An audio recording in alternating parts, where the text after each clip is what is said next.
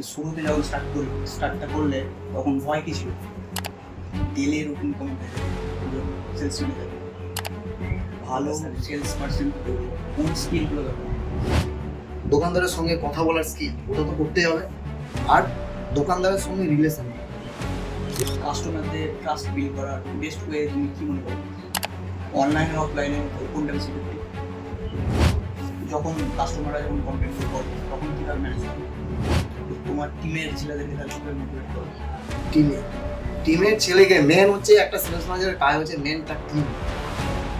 তুমি এত কাজের চাপের মধ্যে ক্রিকেটকে খুব ভালোবাসো এবং পিপিএলও তোমার টিম আছে, তো এত কিছু এনার্জি তুমি করতে পারো। খেলাটা হচ্ছে আমার আবেগ, খেলা নিয়ে কাজটা একটা আমার লাইফের দুটো পার্ট আমি ভাবি। এই ফিল্ডে যারা এসে মানে সাকসেসফুল হতে চাইছে, অনেক টাকা ইনকাম করতে চাইছে, তাদের ক্ষেত্রে সাকসেসটা কী হওয়া উচিত? সাকসেস শুধুমাত্র ডিগ্রি দিয়ে আসে না, তার জন্য দরকার হয় কনফিডেন্স, কমিউনিকেশন স্কিল এবং তার পাশাপাশি মানুষের বিশ্বাস জেতার ক্ষমতা। নমস্কার, আমি তুহিন। আজকে আমাদের পডকাস্টে গেস্ট হিসাবে রয়েছে রেমন হোসেন, যিনি একজন সেলস ম্যানেজার। সেলস কথার অর্থ শুধুমাত্র প্রোডাক্ট সেল করা নয়, তার পেছনে থাকে বিভিন্ন প্রেশার, মানসিকভাবে মাইন্ডসেট দরকার হয় এবং রিজেকশন হ্যান্ডেল করারও ক্ষমতা দরকার হয়। আজকে আমরা রেমনদার কাছ থেকে জানবো কীভাবে একজন সেলস ম্যানেজার নিজের জার্নিকে প্রথম থেকে শুরু করে এখন কিভাবে সেই জায়গায় এসেছে এবং মানুষের মধ্যে কিভাবে বিশ্বাসের জায়গা তৈরি করেছে। তো চলুন শুরু করা যাক আজকের পডকাস্ট। ওয়েলকাম। কেমন আছো? এই ভালো আছি। তো তোমাকে তো সেলস ম্যানেজমেন্টে পার্সন হিসাবে নিয়েছি, তো এই প্রফেশনে তোমার আসার আগে তোমার লাইফ কেমন ছিল, আর এই প্রফেশনে বা কেন চুজ করলে তুমি? এই প্রফেশনাল অ্যাকচুয়াল হচ্ছে অনেক আগে থেকে আমি এই প্রফেশনে আছি। যখন আমার বয়স 19 বছর ছিল, এখন 34, তখন নিয়ার অ্যাবাউট 15 বছর হয়ে গেল। আগে যেমন লাইফ হয় একটা 18-19 বছরের ছেলে, তখনই লাইফ ছিল, এরকম খেলতাম, ঘুরে বেড়াতাম। আর আমাদের একটা দোকান ছিল, এখনও দোকানটা আছে, হোলসেল দোকান। তো এই প্রফেশনে আসার জন্য ওখানে অনেকে সেলস যারা আসতো, সেলস ম্যানেজার বা যারা সেলস এজেন্টও আসতো, তাদেরকে দেখতাম যে এই প্রফেশনালটা হয়তো ভালো, অনেক দূরে এগিয়ে যেতে পারবো। এই জন্য এই প্রফেশনালটা তখন চুজ করেছিলাম। শুরুতে যখন স্টার্টটা করলে তখন ভয় কি ছিল? অ্যাকচুয়াল ভয় বলতে, প্রফেশনাল তো এদিকে ছিলাম না সেলসে, তো বয়স তখন অল্প ছিল। ভয় বলতে দোকানদারের কাছে গিয়ে দোকানদারকে কীভাবে কথা বলবো, দোকানদার কি বলবে, বা হয়তো এই মালটা তাকে বিক্রি করতে পারবো কি না, এরকম অনেক ভয় ছিল। প্রথম দিকে এক্সপিরিয়েন্স কেমন? প্রথম দিকে এক্সপিরিয়েন্স বলতে একটু টাফ ছিল, কারণ নতুন তো, যে মানে যেটা বললাম ভয়ের ব্যাপারটা, এক্সপিরিয়েন্সটা সেই একই ব্যাপারই ছিল। দোকানদারকে মেন হচ্ছে তাকে সেল কীভাবে করবো, দোকানদারের সঙ্গে কথা কী করে করবো, রিলেশন কী করে বাড়াবো, তখন সবই নতুন, কিছুই জানতাম না। তো প্রথম দিকে কোন মিস্টেকগুলো করছিলে, রিজেকশন আসছিল? প্রথম দিকে মিস্টেক অ্যাকচুয়াল হচ্ছে, যখন আমি একটা কোম্পানিতে জয়েন করেছিলাম ফার্স্ট, তো মিস্টেক অনেক কিছুই হতো। হয়তো কোম্পানির যে স্কিমগুলো ছিল, স্কিমগুলো ঠিকঠাকভাবে বলতে পারতাম না, বা দোকানদারের সঙ্গে ঠিকঠাকভাবে কথা বলতে পারতাম না। হ্যাঁ, তারপরে দোকানদারের অবজেকশন যেটা, সেটা হ্যান্ডেল ঠিকঠাক করতে পারতাম না, অনেক প্রবলেম হতো। এগুলো প্রবলেম। রিজেকশন তাহলে হ্যান্ডেল করা কীভাবে শিখলে? রিজেকশন হ্যান্ডেল হয়তো এক্সপিরিয়েন্স, প্রথম দিন হতো না, দ্বিতীয় দিন হতো না, তারপরে 1 মাস 2 মাস 3 মাস 4 মাস পর হতে হতে যখন যত এক্সপিরিয়েন্স বাড়লো, ততক্ষণ আমার মার্কেটের অভিজ্ঞতা আরও বাড়লো। সেই হিসাবে রিজেকশনগুলো হ্যান্ডেল করতে আসে। যখন এই রিজেকশনগুলো হতো তখন মনে হয়নি যে আমার দ্বারা হবে না? অ্যাকচুয়াল এইটা কিন্তু ভালো কোশ্চেন আমি বলবো, কারণ হচ্ছে একবার হয়েছিল, কারণ খুব টাফ সিচুয়েশন এসেছিলো। আর তখন মনে হচ্ছিলো যে হয়তো এই কাজটা করবো না, মানে খুবই টাফ সময় এসেছিলো। আজ থেকে মোটামুটি মানে প্রথমে শুরুতেই মোটামুটি 1 বছর যখন হবে, তখনই 8-9 মাস যখন রানিং হবে আমার কাজ স্টার্ট করবো, তখন এইসব করে হয়তো বিজনেস করবো, এরকম মেন্টালিটি নিয়েছিলাম। তারপরেও ডিসিশান যখন নেবো, তখন একবার ভাবলাম যে কী করবো, ডিসিশান নিতে পারছিলাম না, ছেড়ে দেবো না ব্যবসা করবো না কী করবো। তা তখন একটা মাইন্ড সেট আপ নিয়ে করলাম যে না, কাজটা আমি করবো, ধরে রাখি লাস্ট অবধি দেখি কী হচ্ছে। আজকে যে পজিশনে তুমি এসছো, এটার জন্য কোন ঘটনাকে তুমি বলবে যে টার্নিং পয়েন্ট ছিল? টার্নিং পয়েন্ট, আচ্ছা টার্নিং পয়েন্ট বলতে অ্যাকচুয়াল আমি আগে সেলস এক্সিকিউটিভ ছিলাম, এখন হচ্ছে টিএসআই, মানে টেরিটরি সেলস এক্সিকিউটিভ বা সেলস ম্যানেজার। তো আমাদের কোম্পানি, যে কোম্পানিতে আমি আছি, একটা কম্পিটিশন চলছিল। ওটা বেঙ্গলে একটা কম্পিটিশন দিয়েছিল। কম্পিটিশনের মধ্যে র্যাঙ্ক ছিল যে টোটাল 25 জনকে নিবে, র্যাঙ্কে থাকবে 1 থেকে 2, 3 নম্বর অবধি যারা র্যাঙ্কে থাকবে 1 বছর, তারা 4 চাকা পাবে, 4 হুইলার। আর 1 থেকে 22 অবধি তারা 2 হুইলার পাবে, বাইক পাবে। তো সেই বছর আমি মনে মনে একটা প্রতিজ্ঞা করেছিলাম আমি কিন্তু 4 চাকা নেব। তো যাই হোক, মানে প্রথম থেকে একদম যে মাসে স্টার্ট হয়েছিল, ওই মাসের স্টার্ট থেকে পরের মানে লাস্ট যেটা শেষ হবে ওই অবধি আমি, আজকে হয়তো ক্লোজিং হবে, আজকে অবধি মানে আজকের 5 হওয়ার আগে অবধি আমি কিন্তু 2 নম্বরের পজিশনে ছিলাম। খুব টাফ ছিল পজিশনে 2 নম্বরে থাকা, মানে 1 বছর কোনো ছুটি নিইনি, পুরো প্রচণ্ড হার্ড ওয়ার্ক করেছি, একদম সকাল থেকে সন্ধ্যে অবধি কাজ করেছি। আর টার্নিং পয়েন্ট হচ্ছে লাস্ট দিন যেটা পাঞ্চ হয়েছিল, সেদিন আমি যার সঙ্গে কম্পিটে ছিলাম সে এত বেশি সেল করেছিল, তাকে আমি পারিনি, আমি 3 নম্বরে চলে এসেছি। তো ওইটা টার্নিং পয়েন্ট। আমার যে সিনিয়র ছিল সে অ্যাকচুয়ালি জানে যে ভালো কাজ করে, খুব পরিশ্রম করেছে, অ্যাকচুয়ালি ভালো কাজ করে, তো সেই হিসাবে আমাকে প্রমোশন করেছিল। আমি যে আগে সেলস এক্সিকিউটিভ ছিলাম সেখান থেকে আমার ওই টার্নিং পয়েন্টে আমার প্রমোশন হয়েছিল। আর আমি 4 চাকা পাইনি, কিন্তু 2 হুইলার বাইক আমি পেয়েছি। বর্তমানে আমার আছে বাইক অ্যাভেঞ্জার, ওটা কোম্পানির বাইক। ডেলি রুটিন কেমন হয়ে থাকে একজন সেলস ম্যানেজার? আচ্ছা, ডেলি রুটিন, এই কোশ্চেনটা দারুণ কোশ্চেন। অ্যাকচুয়াল হচ্ছে সেলসে যারা থাকে তাদের মেন হচ্ছে ডিসিপ্লিন। নিজেকে পুরো ডিসিপ্লিনের মধ্যে রাখতে হবে। কেমন ডিসিপ্লিন? মানে আমাকে তাড়াতাড়ি বাড়ি আসতে হবে, বাড়ি এসে অফিস থেকে আসার পর বন্ধু বান্ধব আড্ডা ফাড্ডা যা মারার পর অ্যাকচুয়াল 10টা থেকে 10:30টার মধ্যে আমাকে খাওয়া টাওয়া কমপ্লিট করে আমার কিন্তু 10:30 থেকে 11টার মধ্যে ঘুমাতে হবে। হয়ে গেল। ঘুমানোর পর সকালবেলায় 6টার সময় আবার উঠতে হবে। উঠে আমাকে কিন্তু টাইম মেনটেন করতে হবে সবারই ক্ষেত্রে। আমি যে প্রফেশনালে যারা দেখছো ভিডিও বা অন্য অন্য কোম্পানিতে আছো, এই কথাটা কিন্তু খুব গুরুত্বপূর্ণ। যে ডিসিপ্লিন মেনটেন ঠিক করতে পারবে সে কিন্তু কাজটাও ভালো করতে পারবে।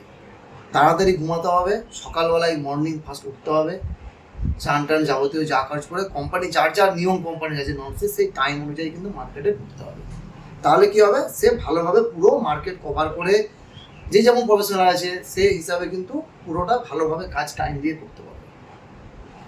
এটা কিন্তু ডিসিপ্লিন সবাইকে মনে রাখতে হবে। আমি যদি আনডিসিপ্লিন হই, যে আমি রাত 1টার সময় ঘুমালাম, দিয়ে আবার 1টার সময় ঘুমালে তো সে 6টা-7টার সময় উঠতে পারবে না, পারবে না।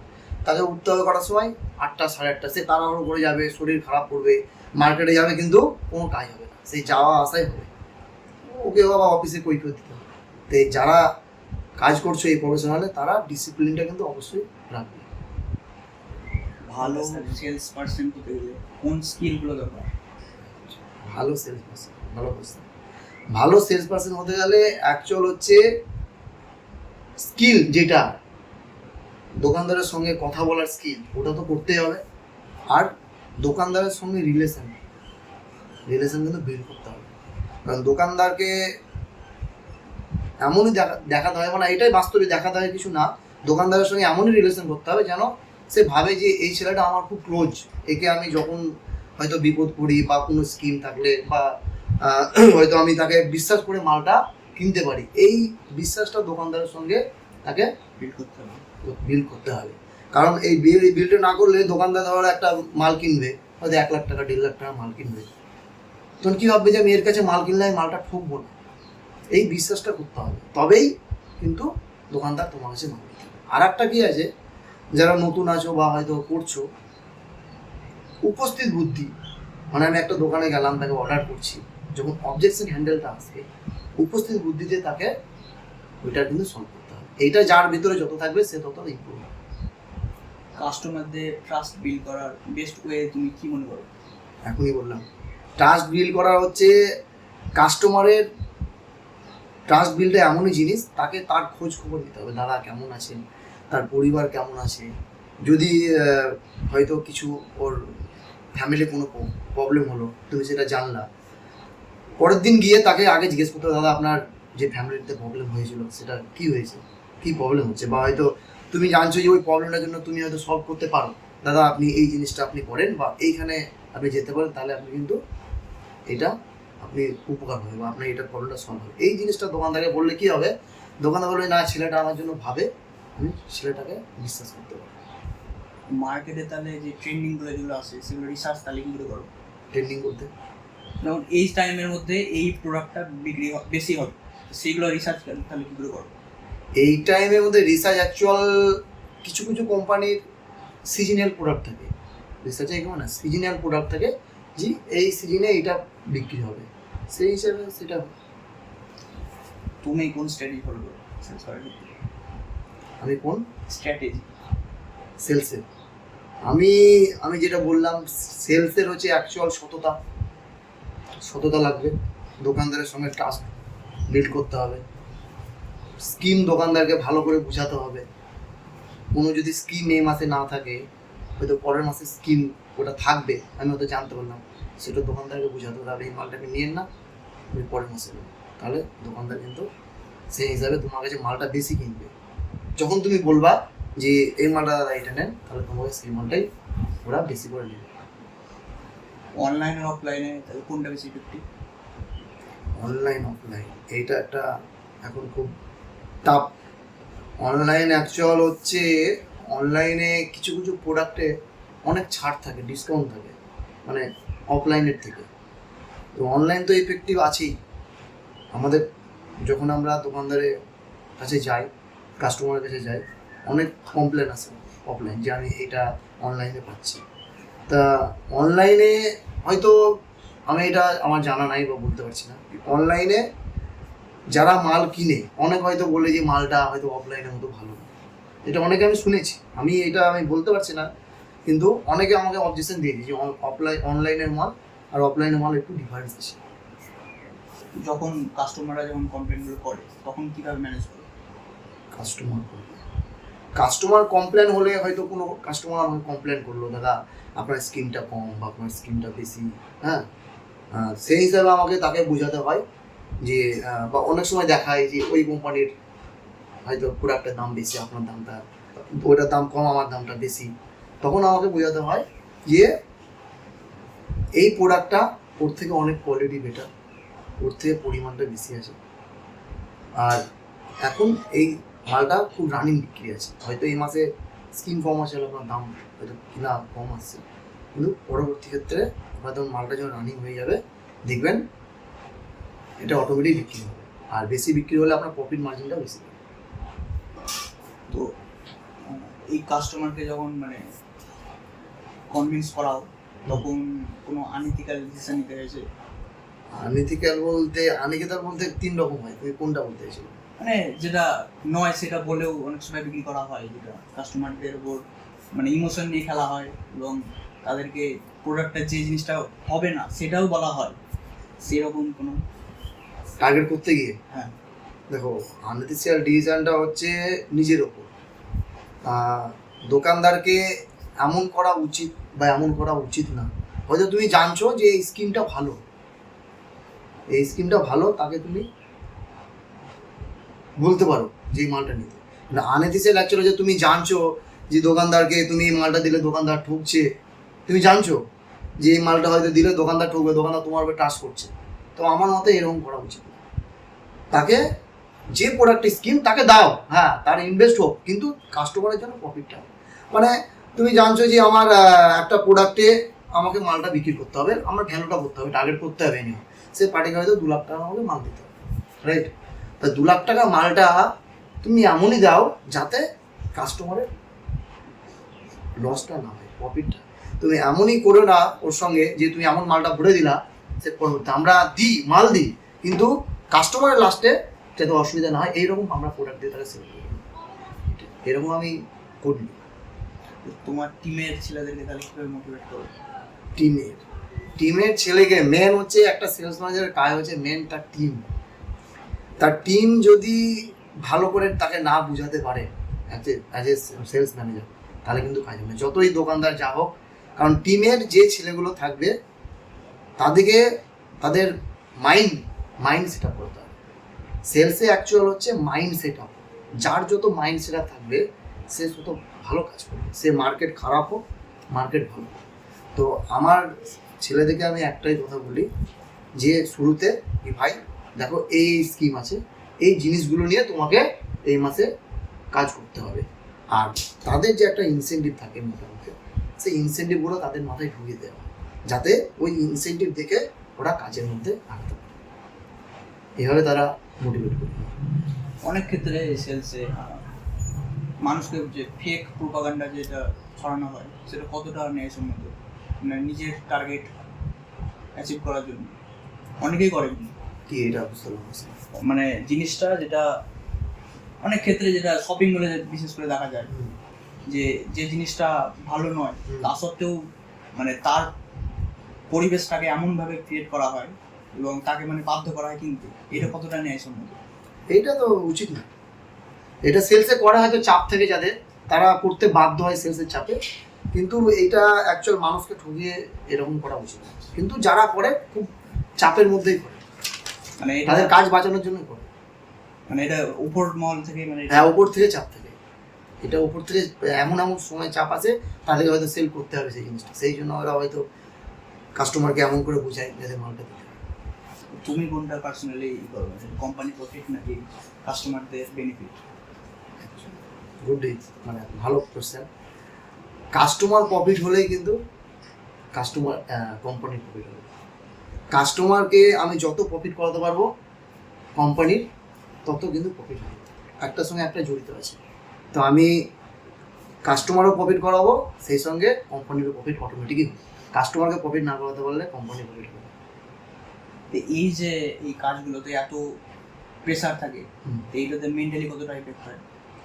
মেন্টালি দেখো, মেন্টালি তো প্রেসার আছে, প্রেসার একটু আছেই, কারণ চাপ থাকে, সেলসের টার্গেট থাকে, অনেক রকম ফান্ডা থাকে, সেগুলো ডেলিভার করতে হয়, সেইগুলো চাপ মেন্টালিটি একটু থাকেই। যখন তোমার টার্গেটগুলো পূরণ হয় না তখন নিজেকে কিভাবে মোটিভেট করো? কীভাবে মোটিভেট করি? টার্গেট অনেক ক্ষেত্রেই পূরণ হয় না, বা অনেক সময় পূরণও হয়। তো যখন পূরণ হয় না তখন নিজেকে আলাদাভাবে মোটিভেট করতে হয়। কেমনভাবে মোটিভেট করতে হয়? যে ঠান্ডা মাথায় ফাঁকা টাইমে নিজেকে নিজে অ্যানালাইসিস করতে হয় যে আমি হয়তো কাজ করতে পারছি না, বা আমার কোথায় ভুল হচ্ছে, কিছু তো ভুল হচ্ছে, আমার কেন হচ্ছে না। এই জিনিসটা নিজেকে যে অ্যানালাইসিস করতে পারবে যে আমার হয়তো এই একটা সেল করছি, হয়তো এই কথা আমার বলাটা ভুল হচ্ছে, আমি যদি এইটা অন্যভাবে দোকানদারকে তার সামনে বলতে পারি, প্রেজেন্টেশন করতে পারি, তাহলে হয়তো আমার ভালো হবে। সেই জিনিসটা আমি অন্য জায়গায় গিয়ে তখন আমি আবার কল করি বা আমার ছেলেদেরকে বলি বা এই জিনিসটা করো, তারা দেখবা এটা রেজাল্ট হবে। এইভাবে মোটিভেটটা নিজে হয়, তাদেরকে আমি বুঝি। এই ফিল্ডে যারা এসে মানে সাকসেসফুল হতে চাইছে, অনেক টাকা ইনকাম করতে চাইছে, তাদের ক্ষেত্রে সাকসেসটা কি হওয়া উচিত? তাদের শুধুমাত্র টাকা ইনকাম নাকি কাস্টমারের সাথে ট্রাস্ট বিল্ড করে মানুষের মন জয় করা, কোনটা তুমি মনে করো? দেখো, অ্যাকচুয়াল হচ্ছে এই প্রফেশনালে টাকা তো একটা আছেই, যারা সেলসে আছে অনেকদিন ধরে কাজ করছে, অনেক করেছে, ভালো মাইনা বা ভালো ইনসেন্টিভ তারা পায়। তো এই প্রফেশনালে এসে আমি বলবো ভালো, কারণ আমি এখনও সেলসে আছি। হ্যাঁ, তো আর যেটা কাস্টমারের সঙ্গে রিলেশান বললাম, রিলেশানটা এমন একটা ফ্যামিলি হয়ে যায়, মানে টাকা তো ইনকাম হচ্ছে, তার সঙ্গে কাস্টমারের সঙ্গে যে একটা সম্পর্ক, এই সম্পর্কটা কিন্তু একটা, তুমি যত মার্কেট যাবা প্রত্যেকটা জায়গাতে একটা সম্পর্ক বিল্ড হয়। এটা খুব একটা ভালো জিনিস, তোমাকে সবাই কিন্তু চিনবে যে দাদা আমি এই বলছি, আমি এই কোম্পানিতে আগে ছিলাম বা এই কোম্পানিতে আছি, তখন তোমাকে একটাই চিনবে, কোনো বিপদ হোক আপদ হোক তোমাকে সব জায়গা থেকে কিন্তু উদ্ধার করতে পারবে, যদি সম্পর্ক ভালো করতে পারো। আর টাকা তো ইনকাম ভালোই আছে, যারা কাজ করতে পারবে তাদের কোনো অসুবিধা নেই। তোমার ইন্ডাস্ট্রি যেটা সেলসে আছে ওটা নিয়ে মানুষের মধ্যে কোনো ভুল তথ্য আছে? না, আমি যে কোম্পানিতে কাজ করছি ওটা অ্যাকচুয়ালি হচ্ছে রেপুটেড কোম্পানি, ভালো কোম্পানি, ভুল তথ্য অ্যাকচুয়ালি এখানে মানে মানুষ বিশ্বাস করে। তা আজকে যুব সমাজ সরকারি চাকরির দিকে এত ঝোঁক পাচ্ছে, হুম। মানে এই কোম্পানি লাইনগুলোতে মানে অনেকে যেতে চায় না, হুম। মানে মনে করে এটা বেকার, হুম, কিছু হয় না। হুম। এই বিষয়ে তোমার কি মতামত? এই বিষয়ে অ্যাকচুয়ালি দেখো, সেলস জিনিসটা টাফ হলেও কিন্তু একটা ফিউচার আছে, আমি বলবো ফিউচার আছে। কারণ যারা এখন বেকার কাজ করছো, হয়তো অন্য কিছু, হয়তো 5,000, 6,000, 8,000, 10,000 টাকায় যারা কাজ করছো নর্মালি কোনো হয়তো লোকালতে, তাদেরকে আমি উদ্দেশ্য দেবো, সেলস প্রফেশনে যদি আসো, তার যদি স্কিল থাকে, তার যদি ক্ষমতা থাকে, তাহলে সেলস প্রফেশনে আসা উচিত। এইরকম না যে সেলসে এসে কোনো কিছু লাইফ হবে না, ফিউচার হবে না, এটা ভুল কথা। অনেকজন নিচু লেভেল থেকে এসে আজকে কোম্পানি পেরোলে ভালো জায়গায় গেছে এবং ভালো রকম তার মাইনা হয়েছে, স্যালারি হয়েছে, খুব ভালো একটা এটা। তো যা এই প্রফেশনে যুক্ত হতে চাইছে তাদের জন্য কি অ্যাডভাইস থাকবে না? তো এই বললাম, আসতে পারো কোনো বলে, যাদের মধ্যে ভাববে যে আমি পারবো করতে, স্কিল ভালো, স্পোকেন কথা স্কিল ভালো বলতে বলতে, কমিউনিকেশন স্কিল। স্কিল বলতে আমি আমার কথার স্কিলস, আমি যে দোকানদারকে কথা বলবো, দোকানদারের সঙ্গে রিলেশন করবো, দোকানদারকে আমি মালটা বিক্রি করবো, এই যে মানে স্পোকেন যে পাওয়ারটা আছে কথা, সেটা যাদের মধ্যে ভালো আছে তারা আসতে পারে। তুমি এত কাজের চাপের মধ্যে ক্রিকেটকে খুব ভালোবাসো এবং পিপিএলেও তোমার টিম আছে, তো এত কিছু এনার্জি তুমি কোথা থেকে পাও? খেলাটা হচ্ছে আমার আবেগ, খেলা নিয়ে কাজ, কাজটা একটা আমার লাইফের দুটো পার্ট আমি ভাবি, একটা হচ্ছে কাজ আর একটা খেলা। মানে আমার যতই চাপ থাকুক, যতই আমার হয়তো মার্কেট দূরে থাকুক, বা হয়তো আমাকে যেদিন খেলা থাকে, আমাকে পুরো কমপ্লিট করে কাজটা কাজের মতন করে গেছে, আমার কিন্তু খেলতে আসতে হবে। এইরকমই না যে হয়তো আমি কাজ করলাম না, আধা কাপচা কাজ করে চলে গেলাম, আর দুটোই আমাকে সামঞ্জস্য রাখতে হয়। আমি খেলবো এরকম একটা চিন্তা থাকবে যে আমি আজকে এই ম্যাচটা আছে, আমাকে কিন্তু আসতে হবে, সেই হিসাবে আমি পুরো সকাল সকাল কাজ টাজ কমপ্লিট করে আমি এসে পিপিএল খেলি। এবং পিপিএল আমাদের যেটা 5 গ্রাম প্রিমিয়ার লিগ, অ্যাকচুয়ালি হচ্ছে ফুল ফর্ম, এটাকে খুব ভালোবাসি। মানে আমাদের আরও যারা কমিটি আছে তারাও খুব একসঙ্গে হয়ে আমরা কাজ করছি, আর এটাকে এগিয়ে নিয়ে যাবো। খেলাধুলা তো হবেই, যতদিন বেঁচে থাকবো ততদিন, শরীর যতদিন সুস্থ থাকবে খেলবো, আর আমাদের গ্রামের যারা ছেলেপেলে আছে তাদেরকে এই খেলাটার মাধ্যমে এগিয়ে নিয়ে যাবো, এটাই চিন্তা ভাবনা আছে। তো থ্যাংক ইউ, আজকে এত সুন্দরভাবে আমার সাথে টাইম স্পেন্ড করলে এবং মানুষকে এত কিছু জানালে। তো আশা করছি নেক্সট পডকাস্টে আবার আসবে। একদম। আজকের এই পডকাস্ট থেকে আমরা রেমনদার কাছ থেকে জানলাম যে সাকসেস শুধুমাত্র ট্যালেন্ট দিয়ে আসে না, তার জন্য প্রয়োজন ধৈর্য, ডিসিপ্লিন এবং তার পাশাপাশি টাইম ম্যানেজমেন্ট। তো আজকের আপনাদের পডকাস্টটি কেমন লাগলো আপনারা অবশ্যই কমেন্ট বক্সে জানান। দেখা হচ্ছে নেক্সট পডকাস্টে, এবং রেমনদারকে আমাদের তরফ থেকে অনেক ধন্যবাদ এমন একটা নিজের এক্সপিরিয়েন্স শেয়ার করার জন্য। তো দেখা হচ্ছে নেক্সট পডকাস্টে, ততদিন ভালো থাকুন, সুস্থ থাকুন, ধন্যবাদ।